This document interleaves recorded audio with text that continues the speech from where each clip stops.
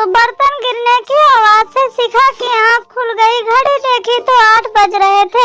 वह हड़बड़ाकर उठी। ओह, मम्मी जी ने कहा था कल सुबह जल्दी उठना है, रसोई की रस्म निभानी है, हलवा पूड़ी बनाना है, और मैं ही तो सोती रह गई।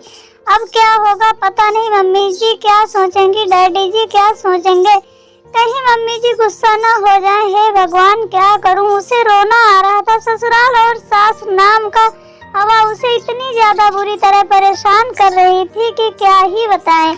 कहा था दादी ने, ससुराल है, जरा संभल कर रहना, किसी को कुछ कहने का मौका न देना, नहीं तो सारी उम्र ताने सुनने पड़ेंगे। सुबह सुबह उठ जाना और नहा धोकर साड़ी पहनकर तैयार हो जाना, अपने सास ससुर के पैर छूकर उनसे आशीर्वाद लेना, कोई भी ऐसा काम न करना जिससे तुम्हें और तुम्हारे माँ बाप को कोई उल्टा सीधा बोले।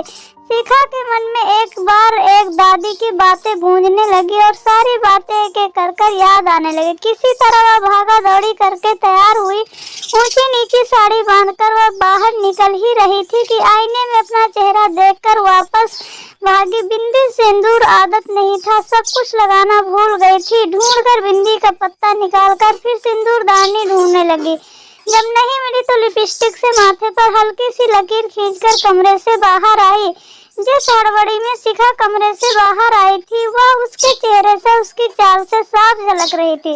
लगभग भागती हुई वह रसोई में दाखिल हुई और वहां पहुंच ठिठक गई। उसे इस तरह हड़बड़ाते हुए देखकर सासू माँ ने आश्चर्य से उसकी ओर देखा, फिर ऊपर से नीचे तक उसे निहारने लगी।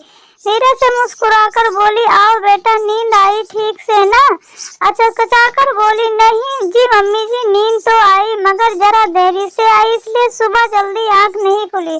सॉरी बोलते हुए उसकी आवाज से डर साफ झलक रहा था। सासू माँ बोली, कोई बात नहीं बेटा, नई जगह है ना इसलिए। शिखा हैरान होकर उनकी ओर देखने लगी, फिर बोली, मगर मम्मी जी, जो हलवा पूड़ी की रस्म थी वो क्या होगा? सासू माँ ने प्यार से उसकी तरफ देखा और पास रखी हलवे की कढ़ाई उठाकर शिखा के सामने रख दी और शहद जैसे मीठे स्वर में बोली, हाँ बेटा ये लो, इसे हाथ से छू दो सिर्फ।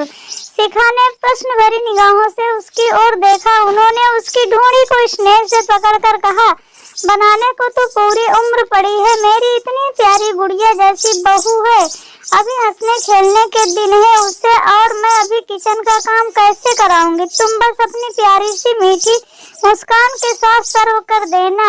आज की रस्म के लिए इतना ही काफी है। सुनकर शिखा की आंखों में आंसू भर आए।